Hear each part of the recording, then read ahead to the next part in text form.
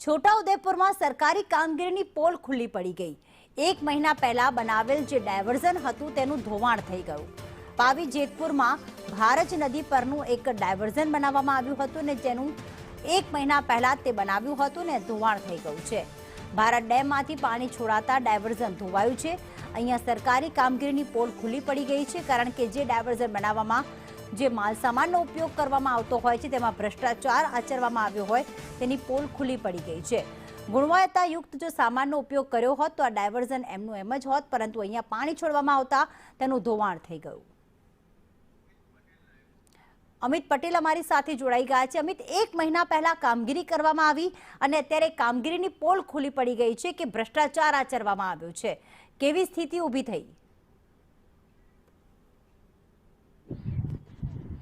जी ચોક્કસ જણાવી દઉં કે છોટાઉદેપુર જિલ્લાની અંદર ચોમાસા દરમિયાન પુલ તૂટવાની ઘટનાઓ વારંવાર સામે આવી છે। કેટલાક પુલો બંધ કરવાની ફરજ પડી છે, જેના ભાગરૂપે પાવી જેતપુરથી ડુંગરવાટને જોડતો ભારત નદી ઉપરનો જે પુલ છે તે પુલ ભારદારી વાહન માટે બંધ કરી દેવામાં આવ્યો છે। પરંતુ આ જે પુલ પર જે કામગીરી કરવાની છે, દુરસ્તીકરણની કામગીરી કરવાની છે, જેને લઈને જિલ્લા પંચાયત જે આરએનબી વિભાગ દ્વારા આ ડાયવર્ઝનનું કામ કરવામાં આવી રહ્યું હતું। 1 મહિના કરતાં પહેલા પણ આ ડાયવર્ઝનનું કામ ચાલુ કરવામાં આવ્યું અને આ ડાયવર્ઝનનું કામ ચાલુ કર્યું છે, છતાં પણ તેઓ અહીંયા ડાયવર્ઝન છે તે બનાવ્યું હતું। પરંતુ ગઈકાલે રાત્રે મોડી રાત્રે સુખી ડેમનું પાણી છોડતા સુખી ડેમનું પાણી છે તે ડાયવર્ઝન ઉપરથી વહી ગયું અને ડાયવર્ઝન તૂટી ગયું છે।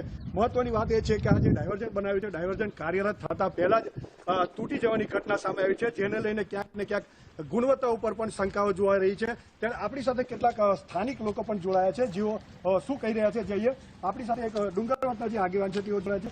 આજે આ ડાયવર્ઝન છે, ડાયવર્ઝન તૂટી ગયું છે, શું કહેશો?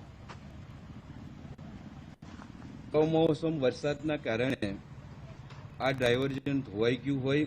અગાઉ પણ છેલ્લા કેટલાક સમયથી લોકોની રજૂઆતના પગલે સરકાર હરકતમાં આવીને આ વિસ્તારને આ ડાયવર્ઝન માટે લાખો રૂપિયાની ફાળવણી કરવામાં આવી હોય।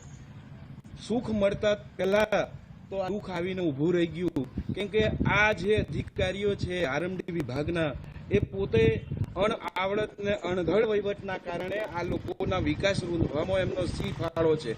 એમને ખબર છે કે આગળ સુખી ડેમ પાણીથી છલોછલ ભરાઈ રહેલો છે, તો સરકારના ખોટા રૂપિયાનું પાણી કેમ કરો છો અને સરકારના ખોટા રૂપિયાનું એધાણ કેમ કરો છો?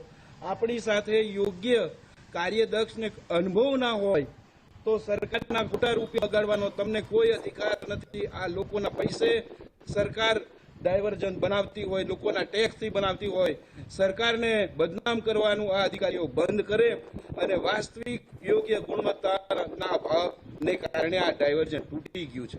હા, સ્થાનિક લોકો છે તેઓ જણાવી રહ્યા છે કે આ ડાયવર્ઝન ગુણવત્તાના અભાવે તૂટી જવાની ઘટના સામે આવી છે અને ક્યાંક ને ક્યાંક સુખના બદલે દુઃખ વેઠવાનો વારો આવ્યો છે।